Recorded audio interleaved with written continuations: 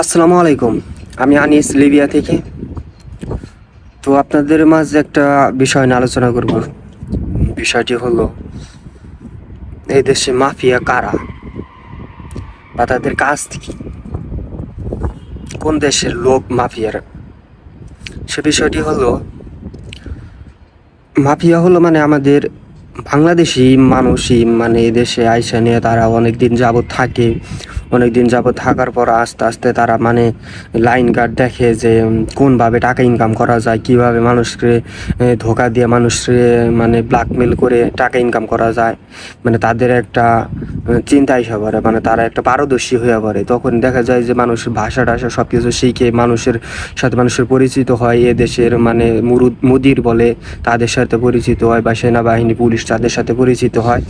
হওয়ার পর তারা মনে করেন যে ওই দেখা যায় যে আপনার একটা গেম ছাড়লো বা একটা ভোট ছাড়লো ইতালির উদ্দেশ্য, তখন মনে করেন যে ভোটটি ধরা খাইলো। ধরা খাওয়ার পর আপনার কোস্ট গার্ডই তো আগে ধরবো, মাফিয়ারা তো আর ধরবো না। কোস্ট গার্ড ধরার পর জেলে নিয়ে আসবো। জেলে নিয়ে আসার পর কিছু মানে এই মাফিয়া কোয়ালিটির বা দালাল যোগ্য লোক মানে তারাই আর কি ওই লোকগুলা ছাড়ায়।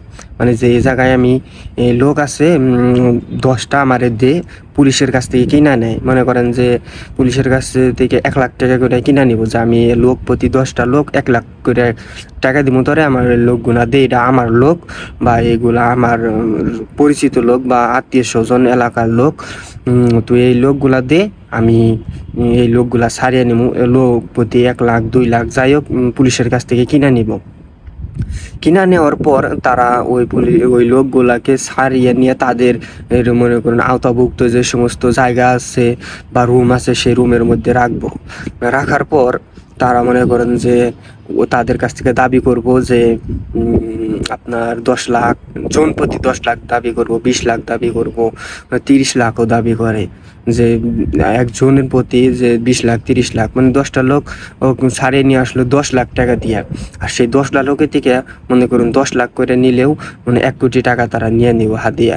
মনে করেন যে যদি না দেয়, সবাই তো আর অর্থনৈতিক অবস্থা ভালো থাকে না, কেউ দিতে পারে কেউ পারে না, কেউ অনেক কষ্ট করে দেয়, তখনই মনে করেন যে অনেক মারধর বা অত্যাচার নির্যাতন অনেক শুরু করে। খাবার দেয় না, মানে প্রতি সকাল বিকাল মারে।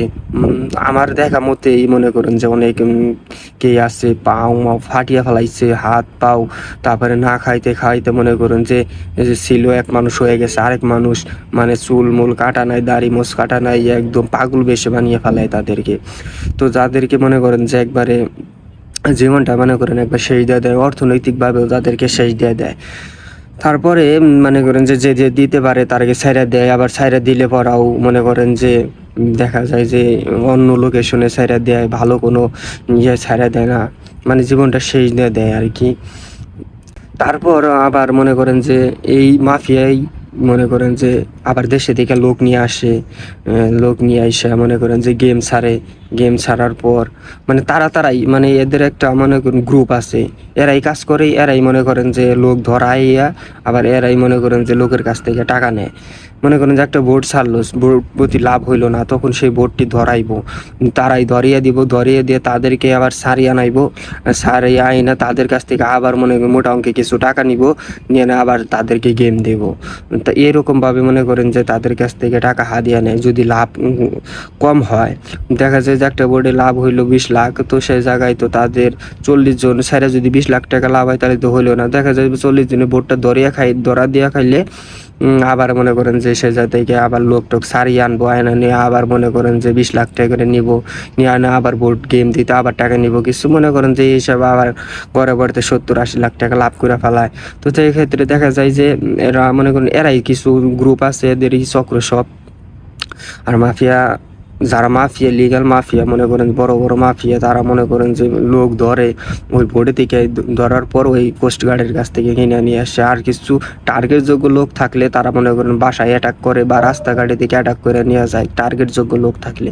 এমনি তা রাস্তাঘাটে থেকে নেয় না, মাফিয়ারা ধরলে পুলিশে ধরে। তো সেই ক্ষেত্রে মনে করেন মাফিয়াদের কাছ থেকে অনেকটা সেফ থাকা ভালো।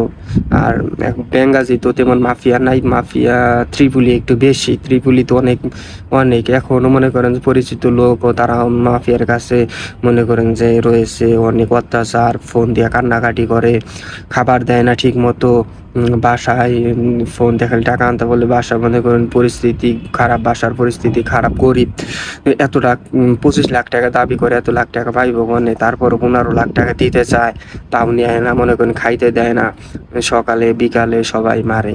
আবার দেখা যায় যে একটা রুমে 10 জন রইল, একজনরেই মন মারা মারবো, আর 10 জন আর 9 জন মনে করেন যে ভয়েই টাকা দিয়ে দিব, এরকম পরিস্থিতি। তো মাফিয়ারা মনে করেন যে আমাদের বাঙালিরাই মাফিয়া হয়, বুঝছেন, আমাদের বাঙালিরাই তারাই আইসা মানে বাঙালি কই ক্ষতি করে।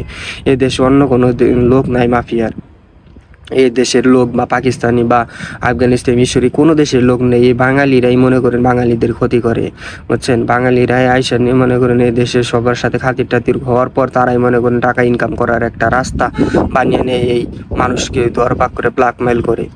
তো এটাই মনে করেন মাফিয়াদের কার্যকলাপ।